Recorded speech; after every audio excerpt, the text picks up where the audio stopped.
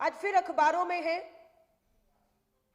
कि घोषणा हुई है कन्या भ्रूण हत्या अगर कोई कर रहा है उसकी जानकारी देने वाले को 1 लाख रुपए का इनाम। ये खबरें सिर्फ हरियाणा में देखने को मिल रही हैं। लोगों को 1-1 लाख रुपए का कन्या भ्रूण हत्या की जानकारी देने पर है, लेकिन लिंग जांच कहां हो रहे हैं, किन स्वास्थ्य केंद्रों में हो रहे हैं, किन निजी अस्पतालों में हो रहे हैं, उन पे कार्रवाई कब होगी? अगर लिंग जांच ही नहीं हो तो जांच के बाद की जो हत्या है वो हो ही नहीं सकती है। लेकिन आपको लिंग जांच रोकने पर आप विफल हो गए हैं। साथ गांठ है आपकी निजी स्वास्थ्य केंद्रों से, जहां पर ये लिंग की जांच हो रही है और पता लग रहा है। हत्या तो दूसरा कदम है। आप दूसरे कदम पर कार्रवाई के लिए कह रहे हैं 1 लाख रुपए का इनाम, पर पहले पे ही आप अगर कार्रवाई कर देते तो आज 60% कन्या भ्रूण हत्या के मामले केवल हरियाणा से आ रहे हैं, केवल हरियाणा से। अपराध के मामले में कहें पूरे देश में हरियाणा की हमारी बेटी साक्षी मलिक हो, विनेश फोगाट हो, दिल्ली की राजधानी जंतर मंतर पर सर पटक पटक कर आई, वो कोई सुनवाई नहीं। बेटी बचाओ के नारे देने वाले प्रधानमंत्री जी मेडल जब साक्षी मलिक ने जीता आपने उसको आमंत्रित किया, लेकिन आज जब उस बेटी के गले में मेडल के साथ आंसू हैं, मिलने का समय मांग रही है, अभी तक आज तक मिलने का समय नहीं है आपके पास। कुलदीप सिंह सेंगर भाजपा के नेता बताते हैं प्रधानमंत्री जी इसलिए खामोश हैं लोकसभा के चुनाव आ गए हैं। साक्षी मलिक जिस राज्य में है वहां तो 10 ही सांसद भाजपा के हैं, लेकिन ब्रजभूषण शरण जिस राज्य से है वो उत्तर प्रदेश है, वहां 80 सांसद हैं। अगर प्रधानमंत्री नरेंद्र मोदी जी ने ब्रजभूषण शरण के खिलाफ कार्रवाई की तो उनका ही मानना है उत्तर प्रदेश में भाजपा को आने वाले चुनावों में नुकसान होगा। वो 10 सीटों का हरियाणा में नुकसान सहन कर सकते हैं, पर उत्तर प्रदेश की चोट उन्हें भारी पड़ेगी। इसलिए वो ब्रजभूषण शरण एक अपराधी गंभीर यौन उत्पीड़न के आरोपों में दिल्ली पुलिस पूरी तरह से दबाव में थी। गृह मंत्रालय अमित शाह जी का दबाव था। बेटियां न्याय मांग रही थी पर एफआईआर नहीं हो रही थी। सुप्रीम कोर्ट का धन्यवाद करते हैं कि सुप्रीम कोर्ट ने दिल्ली पुलिस को जब फटकार लगाई और ये कहा कि आप अगर कार्रवाई नहीं करेंगे तो सुप्रीम कोर्ट को कार्रवाई करनी पड़ेगी, तब ब्रजभूषण शरण के खिलाफ एफआईआर होती है। लेकिन राहुल गांधी जी का नारी न्याय का हक मिलने तक ब्रजभूषण के खिलाफ एफआईआर हो गई, सुप्रीम कोर्ट ने करवाई, लेकिन गिरफ्तारी कब होगी, कार्रवाई कब होगी, बेटियों को न्याय कब मिलेगा, यह सवाल बेटी बचाओ का नारा देने वाले से पूरे हरियाणा को पूछना चाहिए। उपराष्ट्रपति जी पर किसी ने जब कुछ कहा तो उन्होंने बोला पूरे जाटों का अपमान है। उपराष्ट्रपति जी अपनी जाति बताने लग गए और पूरे जाट समुदाय का अपमान बताने लग गए। साक्षी मलिक, विनेश फोगाट की इज्जत का सम्मान के साथ हुए घृणित अपराध में ब्रजभूषण शरण को बचाना क्या उस जाट समाज का अपमान नहीं है, उनकी बेटियों का अपमान नहीं है? उपराष्ट्रपति धनखड़ जी, देश आपसे, हरियाणा आपसे जानना चाहता है, आप चुप क्यों हैं? मंत्री हैं संदीप सिंह सैनी जी, मंत्री हैं संदीप सिंह सैनी, हरियाणा में मंत्री हैं। गंभीर यौन उत्पीड़न के आरोप हैं उन पे, लेकिन आज भी भाजपा के सम्मानित सदस्य, विधायक और मंत्री के पद पर सुशोभित हैं। हरियाणा की पुलिस भी दिल्ली की पुलिस की तरह हिम्मत नहीं दिखा पा रही, क्योंकि पूरा सत्ता का उन पर दबाव है। एक नहीं है, यूपी में ब्रजभूषण सांसद को बचाया गया तो यूपी में ही कुलदीप सिंह सेंगर विधायक को भी बचाया गया। यूपी में ही राम दुलारे गौर भाजपा के विधायक को, दोनों पर नाबालिग बेटियों के बलात्कार के गंभीर आरोप रहे। 10 साल मामला कोर्ट में चला और आज कुलदीप सिंह सेंगर भाजपा का विधायक उत्तर प्रदेश हो या राम दुलारे गौड़, हम कोर्ट को सलाम करते हैं, न्याय की अंतिम उम्मीद को जिंदा रखा और दोनों को उम्र कैद की सजा सुना दी गई, दोनों जेल में हैं। और हम ये सुनिश्चित करेंगे कि हरियाणा की सरकार की तरह, जिस तरह से वो एक और हत्या और बलात्कार के आरोपी को बार बार पैरोल पर छोड़ती है, बार बार पैरोल मिलती है एक बलात्कार और हत्या के आरोपी को, और आप सोच सकते हैं जब ये बलात्कारी हत्या के दोषी उम्र कैद काट रहे, जब बाहर सलाखों के आते हैं, तो उस पीड़ित परिवार, उन बेटियों पर क्या बीतती होगी, क्या गुजरती होगी। रात को सो भी नहीं पाती, डर और खौफ में रहती हैं, क्योंकि सरकार ये संदेश बार बार देती है कि वो बेटियों के साथ नहीं, अपराधियों को बेल बार बार पैरोल दे देकर उनके साथ खड़ी हुई है। भारतीय राष्ट्रीय महिला कांग्रेस ने यह संकल्प लिया है कि हम इस आधी आबादी की सुरक्षा हो, इनकी भागीदारी, न्याय की बात भी राहुल जी ने की है, उसको लेकर लड़ेंगे। 33% महिला आरक्षण कानून पास हुआ, लगा कि देश का 24 का लोकसभा और विधानसभा 33% आरक्षण के तहत होगा, लेकिन जुमला धोखा हुआ, कानून बन गया, कानून का लाभ नहीं मिल रहा। आरक्षण पे चुनाव ना लोकसभा का हो रहा है ना विधानसभा का। कांग्रेस का यह कहना है कि 24 में कांग्रेस और इंडिया अलायंस की सरकार बनते ही हरियाणा वो पहला राज्य है जहां पर विधानसभा चुनाव होने हैं। 24 में केंद्र में कांग्रेस इंडिया अलायंस की सरकार बनते ही हरियाणा पहला राज्य होगा जहां पर 33% आरक्षण के तहत विधानसभा चुनाव कराएंगे। वो पहले राज्यों में शामिल हो जाएगा, और ये 5-10 साल बाद नहीं, ये 24 में ही होगा, इन्हीं हरियाणा के चुनाव में होगा, कांग्रेस को बहुमत मिलते ही, सरकार बनाते ही। ये हमारा संकल्प है। मामला, अभी मैं सुधा जी से बात कर रही थी, कन्या भ्रूण हत्याएं हो लगातार बढ़ रही हैं, सरकार उस पे मौन है, झूठे फर्जी आंकड़े पेश करके अपनी पीठ को थपथपा रही है। लेकिन पानीपत का गैंग रेप, पानीपत के गैंग रेप होता है, मुझे इस बात की खुशी है कि मेरी बहन महिला अध्यक्ष पीड़ित परिवार तक पहुंचने में कामयाब हुई, पीड़िता और उसके परिवार को मिली। लेकिन हम मांग करते हैं कि इस गैंग रेप के अपराधियों को बचाने का काम भाजपा की सरकार हरियाणा या दिल्ली की ना करे तो बेहतर होगा।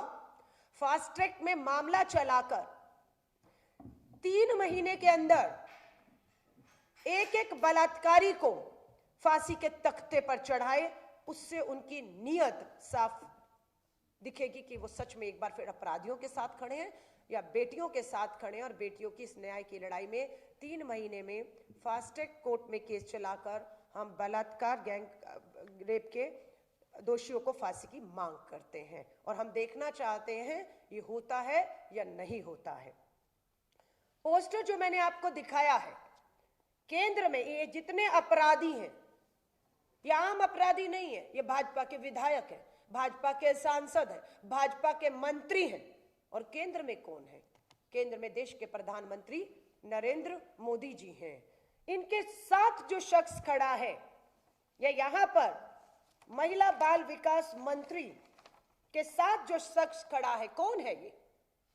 प्रधानमंत्री जी के संसदीय क्षेत्र वाराणसी में बीएचयू में पढ़ने वाली आईआईटी की छात्रा के सामूहिक बलात्कारी है ये, जो प्रधानमंत्री जी के साथ है, निजी वार्ता कर रहा है, और जो देश की महिला बाल विकास मंत्री के साथ है। बीएचयू की बेटी के साथ प्रधानमंत्री जी के संसदीय क्षेत्र में सामूहिक बलात्कार होता है, और फिर बलात्कार करने वाला कोई और नहीं, बेटी बचाओ का नारा देने वाली भाजपा के आईटी सेल से जुड़े हुए ये 2 लोग हैं, जिनकी तस्वीरें हैं। इनकी गिरफ्तारी नहीं हुई सामूहिक बलात्कार करने के 3 महीने बाद भी। पूछा कहां थे, क्यों उत्तर प्रदेश पुलिस ने हरियाणा पुलिस की तरह, दिल्ली पुलिस की तरह दबाव में आते हुए कार्रवाई नहीं की? बोला ये मध्य प्रदेश में चुनावों में भाजपा की लाडली लाडली बहना योजना का प्रचार प्रसार कर रहे थे, वो वहां व्यस्त थे इसलिए गिरफ्तारी नहीं हुई। लाडली बहना का प्रचार आईटी के ये लोग सोशल मीडिया पे कर रहे थे इसलिए, और जैसे ही चुनाव खत्म हुआ, सत्ता सरकार बन गई, ये लोग वापस लौटे। आंदोलन बीएचयू का मीडिया ने बिल्कुल नहीं दिखाया, सिर्फ सोशल मीडिया में वो बेटी लड़ती रही और इनकी गिरफ्तारी हुई। अब वो जेल में है, पर ये दावा करते हैं इनका परिवार अपराधियों का कि आप इनका बाल भी बाका नहीं कर सकते हैं। क्यों? क्योंकि इनके नेता ब्रजभूषण शरण है, इनके नेता संदीप सिंह है। जब उन पे आंच नहीं आई तो इन पे आंच कैसे आएगी? वो बचाएंगे इन्हें, उन्हें प्रधानमंत्री जी बचा रहे हैं, ब्रजभूषण शरण संदीप सिंह को, और इन्हें बचाने का काम ये करेंगे। ये चेन चल रही है। भारतीय राष्ट्रीय महिला कांग्रेस की जिम्मेदारी मेरे कंधे पर अभी 1 महीना भी नहीं हुई आई है, और इस पिछले कुछ दिनों में मैं देश के 15 से 18 राज्यों का दौरा कर चुकी हूं। मात्र 22 दिनों में, 25 दिनों में 16 राज्य, मणिपुर से होते हुए अरुणाचल, ईटानगर, गुवाहाटी, असम, बंगाल, बिहार, छत्तीसगढ़, झारखंड करते हुए मुंबई, महाराष्ट्र से होते हुए चंडीगढ़, पंजाब से होते हुए आज मैं हरियाणा में हूं। हम बैठने वाले नहीं हैं, हम डरने वाले नहीं हैं। मुझ पे भी एफआईआर हुई कि मैं कुलदीप सिंह सेंगर, नाबालिग बेटी के बलात्कारी के ऊपर बोली क्यों हूं। मुझ पे एफआईआर है।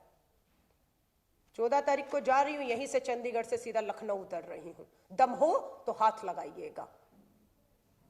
ये लड़ाई भारतीय राष्ट्रीय महिला कांग्रेस इस आदि आबादी के हक, अधिकार, इनके आर्थिक सशक्तिकरण, राजनीतिक सशक्तिकरण, सामाजिक न्याय, सामाजिक सशक्तिकरण, इनकी भागीदारी को लेकर पूरी तरह से अब सड़कों पर उतरेगी। और मैं मीडिया का हाथ जोड़कर निवेदन करती हूं, बेटी बेशक हरियाणा की हैं, लेकिन ये बेटियों ने देश का नाम रोशन किया है। ये हरियाणा की बेटी एक राज्य की बेटी हो सकती है, पर इन बेटियों ने, अभी विनेश फोगाट ने भी, प्रियंका गांधी जी ने भी ट्वीट किया, जयपुर में फिर स्वर्ण पदक जीता है। जो हमारी बेटियां विश्व में बड़ों को पटकनियां दे रही थी, हमें गौरवान्वित महसूस करा रही थी, तिरंगा लहरा रहा था, आज वो बेटियां यहां पर आंसुओं में हैं। और न्याय की कोई उम्मीद दूर था। सर कोई कह रहा है हमने लिखा, हमने बोला, हमने किया, पर सत्ता को, इस घमंडी सत्ता को, इस तानाशाह सत्ता को हम अब तक झुकाने में कामयाब नहीं हुए। पर इसका यह मतलब नहीं है हम कामयाब नहीं होंगे। किसान अन्नदाताओं के सामने ये तानाशाह सत्ता घुटनों पर आई। बेशक 1 साल आंदोलन चला और 700 किसान शहीद हुए, लेकिन हमने झुकाया। हम झुकाएंगे। देश के युवा न्याय के तहत सेना के ठेके की अग्निपथ भर्ती योजनाओं को रद्द करके पक्की भर्तियां की बहाली के लिए हम इस सरकार को घुटनों पर जवान के सामने भी लाएंगे। हम इस सरकार को देश की आधी आबादी बेटियों के सामने घुटनों पर लाएंगे, और ये अपराधी जेल जाएंगे, लाजिम है, हम भी देखेंगे।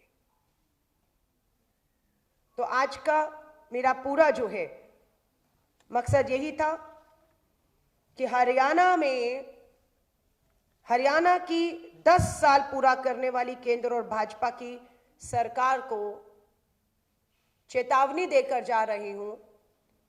खट्टर जी मुख्यमंत्री हो 10 साल से, आज जो हालात हैं, महिला कांग्रेस की पूरी इस आंदोलन की धुरी और केंद्र देश में हरियाणा होने जा रहा है।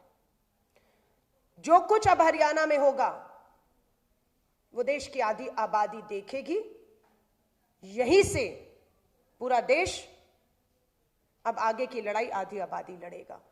अब ये धुरी दिल्ली नहीं होगी, ये धुरी हरियाणा की तरफ घूम रही है। और यहां से अब हमने फैसला कर दिया, आने वाले समय में हमारे 20 फरवरी से पहले हर जिले में नारी न्याय सम्मेलन होंगे। मकसद ये है कि वो हर जिले में जब नारी न्याय सम्मेलन होगा, उस जिले में कोई भी हमारी बहन पीड़ित है, शोषित है, अन्याय झेल रही है, न्याय नहीं मिल रहा, सुनवाई नहीं हो रही है, किसी भी तरीके से हम उन बहनों तक इस नारी न्याय सम्मेलन के तहत पहुंचेंगे, उन्हें हम अपने साथ जोड़ेंगे। अब उन बहनों को जोड़ने के लिए नारी न्याय के तहत राहुल गांधी जी और हमने एक नंबर जारी किया है कि जिनके साथ अन्याय हुआ है उन्हें हम न्याय योद्धा बना रहे हैं और हम उन्हें ताकत देंगे कि वो नारी न्याय के तहत न्याय योद्धा बनकर इस लड़ाई को लड़े और महिला कांग्रेस पूरी ताकत बनकर, उनका कवच बनकर इस लड़ाई को न्याय का हक मिलने तक लड़ेगी। मैं मिस कॉल नंबर हरियाणा की तमाम बहनों के लिए बताना चाहती हूँ जो अपने आप को हमसे जोड़कर न्याय योद्धा बनकर अन्याय के खिलाफ न्याय की इस लड़ाई में शामिल होना चाहते हैं। नंबर है 9891802024 9891802024। इसके साथ साथ भारतीय राष्ट्रीय महिला कांग्रेस देश में कैंपेन है डोनेट फॉर न्याय। डोनेट फॉर न्याय भारतीय राष्ट्रीय कांग्रेस ने लॉन्च किया है। एक तरफ सत्ता के पास धन और बल की कमी नहीं है, पूंजीपति मित्रों के जिनके 10 लाख करोड़ के कर्ज मात्र पिछले 5 साल में माफ किए हैं, धन की कोई कमी नहीं है, भाजपा सत्ता में है और हम इसकी काट के लिए जनता में जा रहे हैं। मास डोनेशन, डोनेट फॉर देश, डोनेट फॉर न्याय के नारे के साथ महिला कांग्रेस एक दान देश की बेटियों के नाम, एक दान देश की बेटियों के नाम डोनेट फॉर न्याय की अपील के साथ इस आधी आबादी में जा रही है। इसमें डोनेशन में 10 रुपया, 20 रुपया, 30 रुपया भी बहनें दे रही हैं।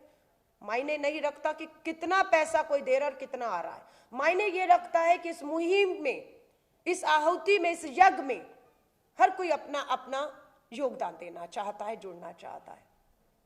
और ये जितना भी एक दान देश की बेटियों के नाम आएगा वो राजनीतिक तौर पर पार्टी संगठन में उसका 1 भी रुपया खर्च नहीं किया जाएगा।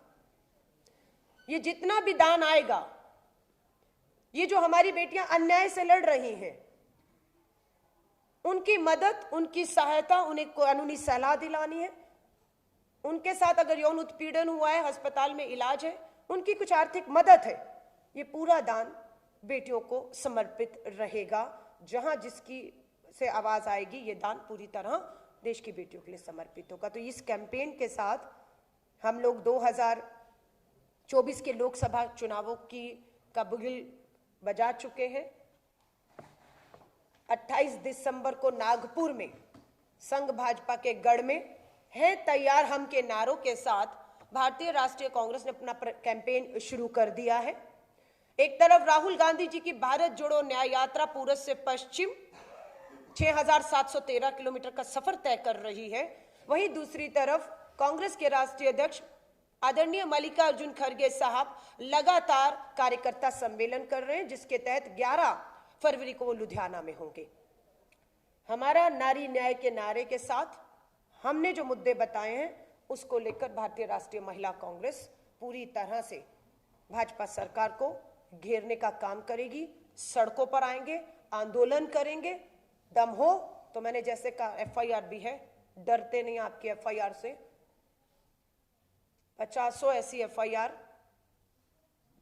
संदेश दे रही हूं, 50 ऐसी एफआईआर और आपकी ऐसी जेलें हमारी जूते की नोक पर है। हम डरेंगे नहीं, हम तैयार हैं, आप तैयार रहिए। अब धन्यवाद। आपका कोई भी सवाल हो पत्रकार साथियों का, मैं उसका स्वागत करती हूं और हाथ जोड़कर निवेदन ये करूंगी कि जो हमारा आधी आबादी का मुद्दा है, नारी न्याय का जो मुद्दा, जिस मुद्दों पर मैंने आज बात की है, अगर उस पर आपके सवाल रहेंगे तो बेहतर है, क्योंकि बहुत से मुद्दे हैं और बहुत से मुद्दों पर प्रेस वार्ता होती है, पर वहां महिलाओं से संबंधित सवाल नहीं होते। तो कम से कम यहां उम्मीद करती हूं कि इस आधी आबादी की जो हम लड़ाई लड़ रहे हैं कि उनकी हिम्मत ना हारे, उम्मीद ना हारे, आस ना छोड़ें। हम हैं उनके साथ इस अन्याय के खिलाफ न्याय की लड़ाई में। सब ये संदेश मैं चाहती हूँ आपके माध्यम से कम हरियाणा की एक एक बेटी बहन तक पहुंचे, घर तक।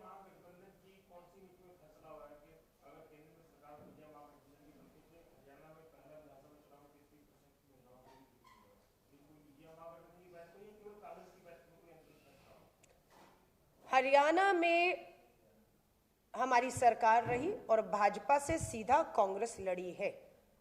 हरियाणा के अंदर अगर मैं बात करूं तो इंडिया अलायंस का यहां पर बंगाल में आप कह सकते हैं, तमिलनाडु में, झारखंड में, उत्तर प्रदेश में, बिहार में, महाराष्ट्र में बिल्कुल इंडिया अलायंस के 2-2, 3-3 दल हैं और केरला तक में हमारी लगातार बात है। लेकिन जहां तक आपकी बात हरियाणा की है, यहां पर कांग्रेस पूरी तरह से जो है भाजपा से सीधे टक्कर दे रही है और यहां पर हमारा वायदा है कि केंद्र में सरकार बनेगी तो ये पूरी इंडिया अलायंस का सिर्फ हरियाणा को लेकर ही नहीं है। इंडिया अलायंस का तो ये कहना है कि 33% आरक्षण के जो रोड़े आपने अटकाए हैं, जातीय जनगणना होगी, परिसीमन होगा, 5, 10, 15 साल बाद लागू होगा, हमारा ये कहना है। और इसमें हम एकजुट आपको संसद में दिखे जब सोनिया गांधी जी का भाषण था कि ये रोड़े हटाइए और इन्हीं 24 के चुनाव में इन्हें करवाइए, जो होते हुए अभी दिख नहीं रहा है। लेकिन स्वाभाविक है ये फैसला केंद्र सरकार को लेना है और केंद्र सरकार हमारी बनती है तो ये हमारा कहना है कि महाराष्ट्र हो, हरियाणा हो, वहां पर विधानसभाएं वो पहली होंगी जहां पर महिला आरक्षण के तहत विधानसभा होगा। इसमें महाराष्ट्र में भी सहमति है और दिल्ली का फैसला, हरियाणा का फैसला कांग्रेस को करना है, जो कर चुकी है। और मुझे नहीं लगता इंडिया अलायंस के किसी भी दल को इस बात पे आपत्ति या एतराज होगा। ये फिर आप उनसे पूछ सकते हैं अगर कोई है तो। मुझे नहीं मालूम है। मुकुल वासनिक जी हमारे सीनियर नेता हैं, उसमें भूपेश बघेल जी, अशोक गहलोत जी, एक कमेटी है 5 लोगों की। हर राज्यवार हमारी बैठकें हो रही हैं कि कहाँ कितनी सीटों पर, कौन सी सीटों पर किसके साथ लड़ा जाएगा। और मुझे जहां तक है दिल्ली में हम उस पे फैसले पर पहुंच चुके हैं। पंजाब का जो फैसला है बिल्कुल एक अलग तरीके से फैसला आपके सामने आएगा। हरियाणा का भी जो बात है वो आपके प्रभारी हमारे दीपक बावरिया जी, सीएलपी लीडर, प्रदेश अध्यक्ष जी उस पर आपको बता पाएंगे। पर हमारा जो दल एक है, अभी हम सब एक हैं, एक साथ लड़ रहे हैं। स्वाभाविक है 24 में जो भी नंबर आएगा इंडिया अलायंस का, उस पे आगे का रास्ता तय होगा। मुझे ये नहीं मालूम है। कल स्क्रीनिंग कमेटी दिल्ली की मीटिंग है और मैं कल दिल्ली नहीं, पंजाब में लुधियाना में अध्यक्ष जी की रैली में रहूंगी। पर बहुत जगह हमारे फैसले एलाइज के साथ हो चुके हैं, उसकी घोषणा आधिकारिक रूप से आपके सामने जल्द आ जाएगी।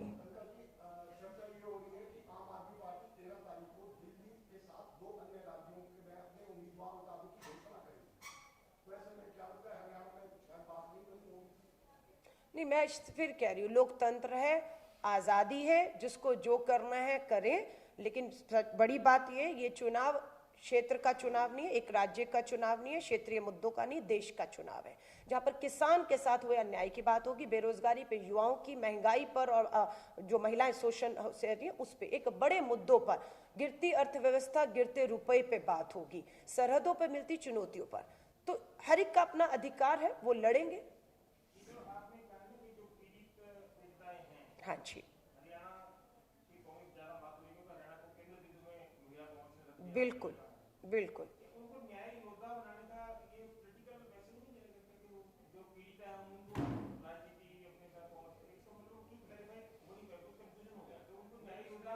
देखिए, हमारी बहुत सी बहनें हमें फोन कर रही हैं कि भारत जोड़ो यात्रा राहुल गांधी जी हरियाणा से गुजरे, हम जुड़ी, हम मिली, हमने अपने साथ हो रहे शोषण, उत्पीड़न, अन्याय के लिए बात की। लेकिन ये जो भारत जोड़ो में न्याय शब्द जुड़ा है, भारत जोड़ो न्याय यात्रा जो पूर्व से पश्चिम में, जो हरियाणा से नहीं गुजर रही, मुझे उसके साथ जुड़ना है, मुझे जुड़ना है। मुझे अपनी उन बहनों के लिए लड़ाई लड़नी है जिनको न्याय नहीं मिल रहा। हम उन बहनों के लिए ये नंबर जारी किया है, ये उन बहनों के लिए नंबर जारी किया है।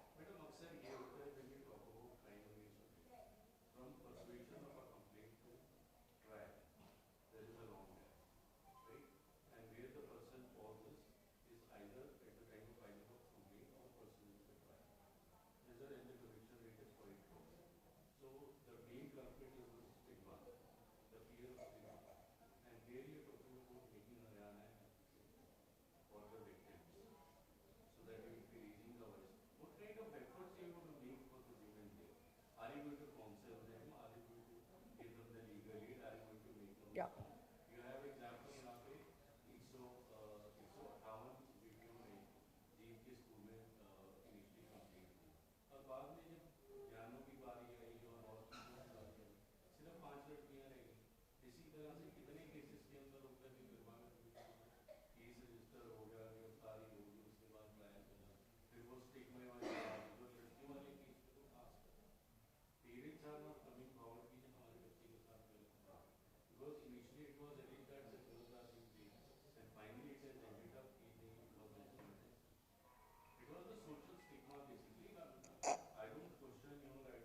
No, no, no.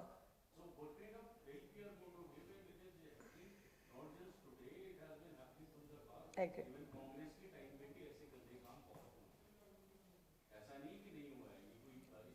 Sir, Bhajpa की सरकार है, कांग्रेस की सरकार है, मैं ये नहीं कह रही सरकारें कराती हैं, सरकारें रोक सकती हैं।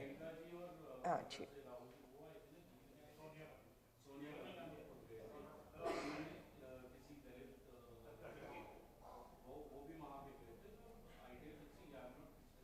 नो नो सर, सर आपका जो सवाल है कि महिला कांग्रेस क्या कर रही है इसमें, ये सर सामाजिक न्याय, नारी न्याय के तहत जो सामाजिक न्याय है ये उसका है। आपने कहा जो महिलाएं पीड़ित हैं, जिनके साथ गलत हुआ है न्याय की लड़ाई में, हम उनकी मदद क्या कर रहे हैं। हम लोगों ने, एआईसीसी ने, मल्लिकार्जुन खड़गे जी ने महिला कांग्रेस में 5 बड़ी वकीलों का निवेदन हमने दिया था कि इन्हें लीगल सेल ऑल इंडिया महिला कांग्रेस में नियुक्त किया जाए। मैं धन्यवाद करती हूं, अध्यक्ष जी ने मेरा निवेदन माना और 5 बड़ी वकील ऑल इंडिया महिला कांग्रेस के लीगल सेल में है। और अब ये लीगल सेल हर राज्य में बनेगा। ये बड़ी वकील हर राज्य से हम लीगल सेल में ले रहे हैं। उनका काम सिर्फ ये होगा कि किसी राज्य में अपराध अगर हुआ है, उस पीड़िता तक पहुंचना, उसे हर तरीके की कानूनी मदद देना, पुलिस प्रशासन पर दबाव बनाना कि उस पे कार्रवाइयां जल्दी हो, फास्ट ट्रैक कोर्ट गठित हो, सुनवाइयां 3 महीने में या चार्जशीट देकर सजाएं हो। ये हमारी लीगल सेल टीम जो है वो पूरी तरह से सक्रिय हो चुकी है। हरियाणा में भी आज मेरी पहली बैठक, पहली कार्यकारिणी है। जल्दी हरियाणा में कौन सी 5 हमारी वकील लीगली इस पूरे मामले को देखेंगी, उसके नाम और नंबर हम जारी करेंगे, ताकि हरियाणा में कहीं कुछ भी ऐसा होता है तो बहुत आसानी से उन्हें पता हो कि मुझे बस महिला कांग्रेस की इस नंबर पे डायल करना है और उसकी शुरू से अंत तक की लड़ाई, न्याय का हक मिलने तक हम लड़ेंगी। ये हमारे प्रयास शुरू हो गए। पहली बैठक है। मैं आपसे बेहतर होता बैठक के बाद मिलती तो आपको इसके सूचना भी देती थी, लेकिन बैठक इसके बाद है। सभी डिस्ट्रिक्ट में अपॉइंटेड हैं हमारे जो वकील हैं, सभी डिस्ट्रिक्ट में अपॉइंटेड हैं। सॉरी सर, एक सेकंड। हाँ हाँ जी।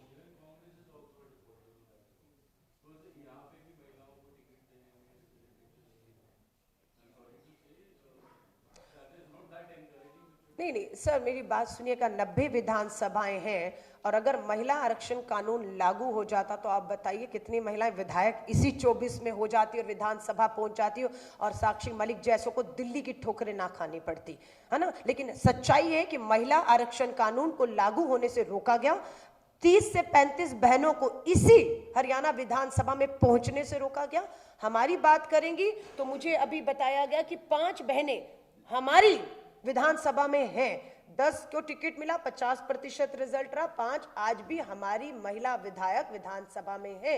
लेकिन हमारी अभी पूरी कोशिश है कि इन लोकसभा और हरियाणा के विधानसभाओं में 33 नहीं सर, महिला कांग्रेस की अध्यक्ष हूं, मेरा काम शुरू हो चुका है। जैसे जैसे जिला नारी न्याय सम्मेलन होंगे, 50% सीटों पर 50 महिलाओं की मजबूत दावेदारी के साथ हरियाणा विधानसभा में हम पेश ही नहीं करेंगे, वो लड़ेंगी, जीतेंगे और बिना आरक्षण के भी हम दिखा देंगे। जब ठान लेंगी तो इस विधानसभा में भाजपा के ना चाहने के बाद भी पहुंचेंगी।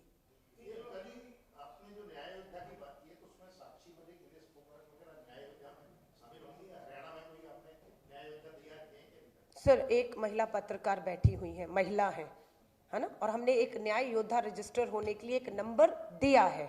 अब उसमें कौन शामिल होना चाहता है कौन नहीं, ये लोकतंत्र है, ये उनका फैसला है।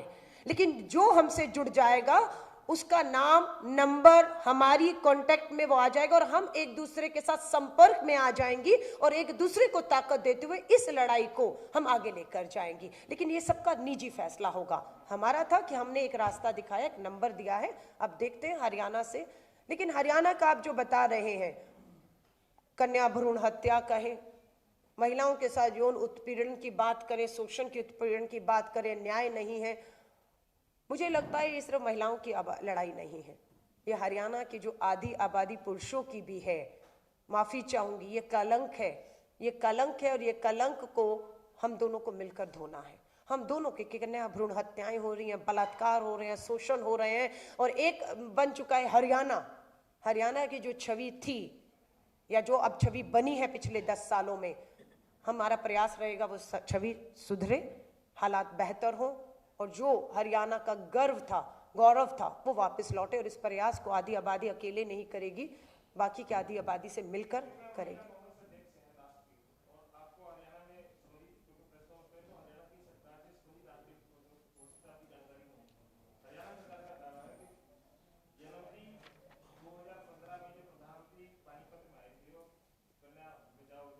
बेटी बचाओ बेटी पढ़ाओ का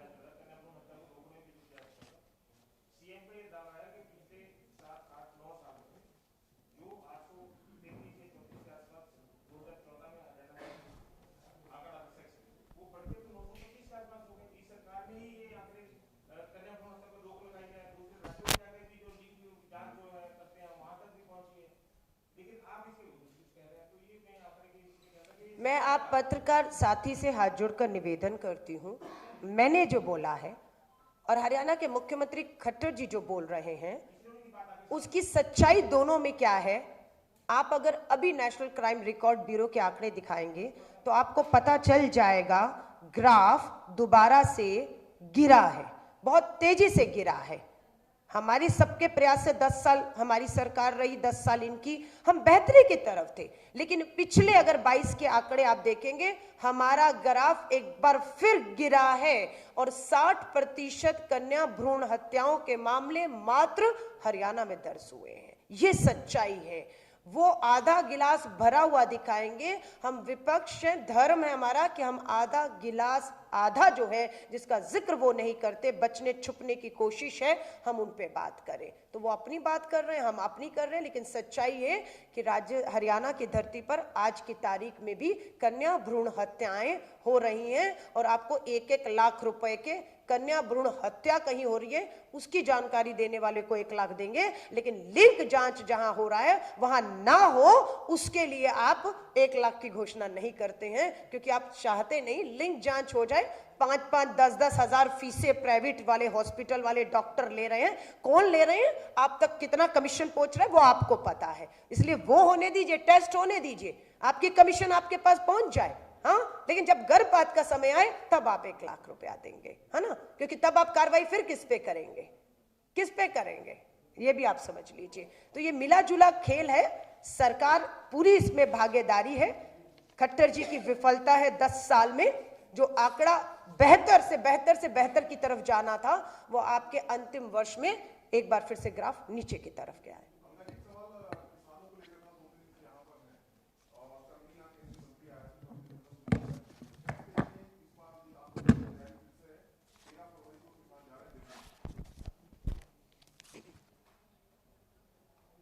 देखिए, किसान का अन्नदाता 1 साल दिल्ली की दहलीज पर बैठा। आपको पता है जब लॉकडाउन था, तालेबंदी थी, लोकतंत्र, पार्लियामेंट बंद था, कोई चर्चा नहीं की।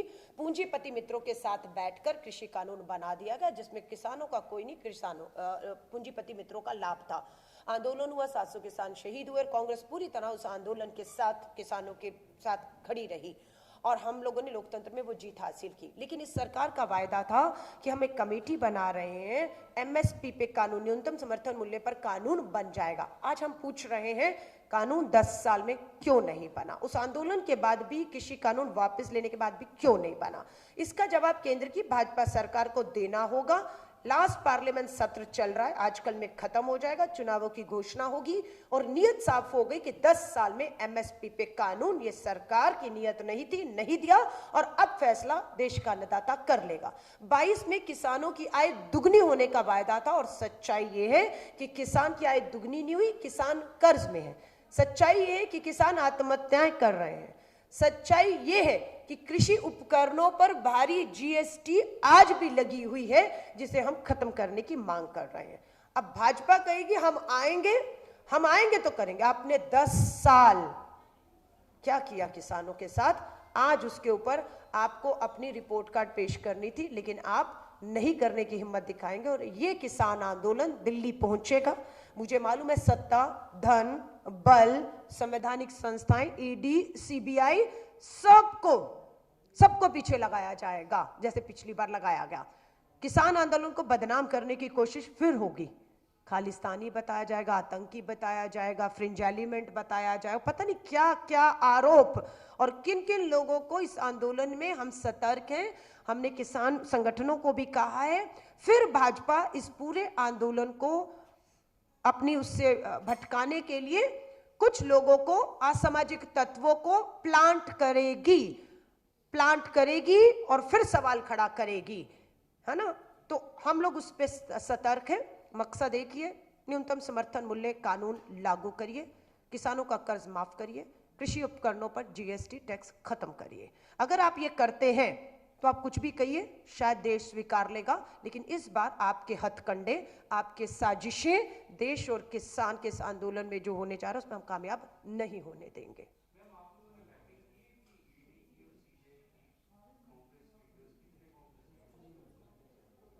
धन्यवाद सर। ये पार्लियामेंट में सवाल पूछा गया कि पिछले 10 साल में ईडी ने कितने मामले दर्ज किए और कितने विपक्ष पे दर्ज हुए, कितने सत्ताधारियों पर, कितने नॉन पॉलिटिकल पर।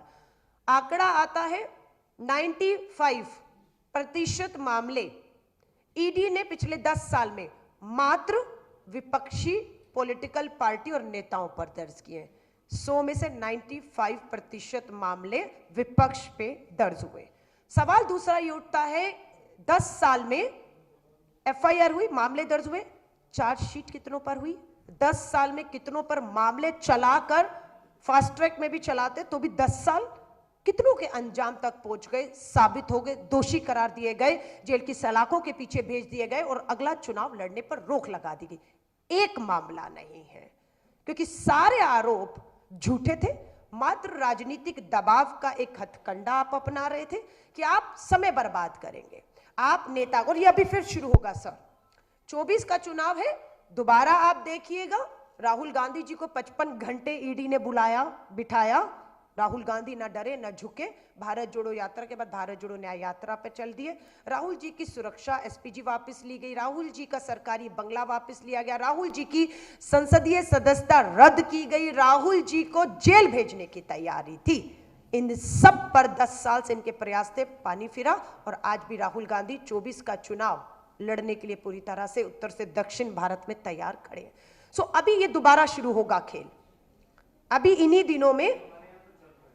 नहीं सर, झारखंड में देखिए, झारखंड की चुनी हुई लोकतांत्रिक सरकार को, हेमंत सोरेन को ईडी ने बुलाया, बिठाया और उन्हें जेल भेजने की तैयारी थी, इस्तीफा हो गया, लेकिन मुख्यमंत्री की शपथ दूसरी नहीं होने दी। हम सब ने लोकतंत्र में दबाव बनाया। 81 सांसद झारखंड के हैं, 48 सांसद गवर्नर के घर के बाहर खड़े हो गए और गवर्नर को झुकना पड़ा, शपथ हुई, आज हमने सरकार बचाई। नए मुख्यमंत्री राहुल गांधी जी के साथ भारत जोड़ो न्याय यात्रा में चल रहे थे। यही काम उन्होंने चंडीगढ़ में किया। 20 पार्षद मेयर का चुनाव करने के लिए इंडिया, आम आदमी और कांग्रेस के थे। आपने क्या किया? सुप्रीम कोर्ट ने कहा ये लोकतंत्र की हत्या है। सुप्रीम कोर्ट ने कहा मेरी नजर है, मैं देख रहा हूं। ये लोकतंत्र शर्मसार सरेआम सत्ता, धन, बल और संवैधानिक संस्थाओं के दम पर भाजपा कर रही है। ये सिर्फ राजनीतिक दलों का नुकसान नहीं है। हम राजनीतिक दल एक चुने हुए जनप्रतिनिधि हैं जो लोगों की आवाज बनकर उनके मुद्दों को पार्लियामेंट में उठाते हैं। आप उस आवाज को खामोश करने की कोशिश कर रहे हैं और ये किसी कीमत में होगा नहीं। हमें मालूम है 10-15 लीडर हमारे, राजस्थान के पूर्व मुख्यमंत्री, छत्तीसगढ़ के पूर्व मुख्यमंत्री, कर्नाटका के उप मुख्यमंत्री, पूरी एक लिस्ट भाजपा ने तैयार कर रही है। जैसे ही चुनावों की तारीख की घोषणा होगी, हमारे हर बड़े नेता को ईडी बुलाकर घंटों बिठाने वाली है और बंद कमरों में कोई सवाल नहीं, कोई पूछताछ नहीं, कोई आरोप, कोई सबूत नहीं। उन्हें आदेश है, वो खुद बताते हैं बंद कमरों में, हमें आदेश है सिर्फ आपको बुलाना है, नोटिस देना है और घंटों आपके बर्बाद करने हैं कि आप खुले में इस भाजपा की तानाशाह सरकार और प्रधानमंत्री जी से सवाल ना कर पाए। इसलिए हम पर दबाव है कि आप जितने भी बड़े लोग, चेहरे हैं, नेता हैं, बड़ी सभाएं कर सकते हैं, उन्हें बंद करना है। उनके खाते, उनके बैंक के खातों को सीज करने के लिए आदेश आ चुके हैं, क्योंकि ये चुनाव पर एक तरफ पूंजीपति मित्रों का धन और बल लगेगा और दूसरी चोट हमें वहां करने की कोशिश है। इसलिए हम बहुत ज्यादा निर्भर जो है इन चीजों पर ना होकर राहुल गांधी जी के रास्ते पर चल रहे हैं। भारत जोड़ो न्याय यात्रा, नारी न्याय यात्राएं और आंदोलन लोगों के बीच में है। उसके बाद हमें परवाह नहीं, हमारे पास पैसा है नहीं है, मीडिया, सोशल मीडिया, संवैधानिक संस्थाएं। सर, आप लोकतंत्र में सवाल तो पूछिए, चुनाव आयोग से कोई पत्रकार कोई आर्टिकल लिखकर पूछ लीजिए कि मुख्य चुनाव आयुक्त क्या मजबूरी है? लोकतांत्रिक संवैधानिक संस्था है, देश का चुनाव 24 का खड़ा है, 90 करोड़ लोग वोट करेंगे और विपक्षी दल कांग्रेस, इंडिया अलायंस के दल 5 महीने से आपसे मिलने का समय मांग रहे हैं, 5 महीने से, और आप 5 महीने से मुख्य चुनाव आयुक्त संवैधानिक पद पे बैठे। क्या दबाव है आप पर, क्या मजबूरी है आपकी कि आप मिलने का समय नहीं दे रहे हैं? तो यहीं से आप समझ जाइएगा खेल कितना बड़ा होने वाला है। चुनाव आयुक्त की नियुक्ति पर फैसला हुआ, अकेले सरकार नहीं करेगी, मुख्य न्यायाधीश, प्रधानमंत्री और नेता विपक्ष एक पैनल करेगा कि मुख्य चुनाव आयुक्त और 2 सदस्य कौन होंगे। 150 सांसदों को लोकसभा से आपने निलंबित कर दिया।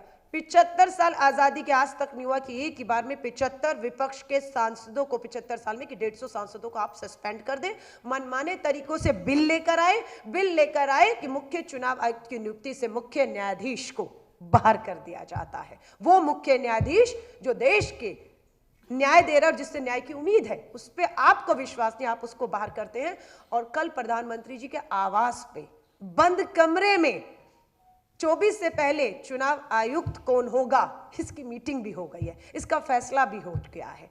नेता विपक्ष को होना था, लेकिन उसमें 3:2 से फैसला होना था। प्रधानमंत्री जी, कानून मंत्री, नेता विपक्ष, बैठते ना बैठते 2 से फैसला हो गया। नया चुनाव आयुक्त जो है वही होगा जो चंडीगढ़ वाला खेल किया है।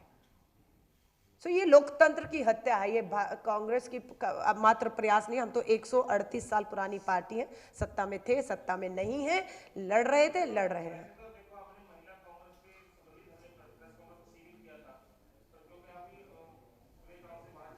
ये आपके सवाल है सर, मैं ले रही हूं क्योंकि राष्ट्रीय राजनीति में हूं, राष्ट्रीय प्रवक्ता भी हूं। मैं आपका धन्यवाद करती हूं कि आपने मेरे मुद्दे पर सवाल पूछे, लेकिन मैंने, देखिए मुझे लग रहा है, आपका धन्यवाद, पर मेरा आपसे फिर निवेदन है, मैंने जिस पे प्रेस वार्ता शुरू की, मैं आपसे धन्यवाद, अब यहीं खत्म करेंगे। आपने अच्छा कहा, क्योंकि मेरा जो मुद्दा था वो कहीं ना कहीं दब जाएगा। आपने बहुत सवाल पूछे, पर मैं आपसे हाथ जोड़कर कहूंगी, जो पहला सवाल था, जो पहला मेरा मुद्दा था, क्योंकि उस मुद्दे को कोई और नहीं उठाएगा, तो उस पर आप केंद्रित रहिएगा। आपकी हेडलाइन, आपकी मीडिया, आपकी प्रेस मेरी नारी न्याय के तक रहेंगी, तो मुझे खुशी होगी कि कल की अखबारें मैं भी हरियाणा की उठाऊंगी, तो मुझे लगेगा कि आपने हमारा इस नारी न्याय के, हमारा जो न्याय के खिलाफ में साथ दिया, और हेडलाइन महिलाओं को लेकर ही बनाई, उन पर एक हिम्मत जागे कि महिला कांग्रेस ने आपका सुझाव आया, लीगल सेल बनाए, कैसे पहुंचेंगे, क्या होगा, उन तक पहुंचाइए कि महिला कांग्रेस पूरी तरह से तैयार है, मैदान में है, हिम्मत में। धन्यवाद, धन्यवाद।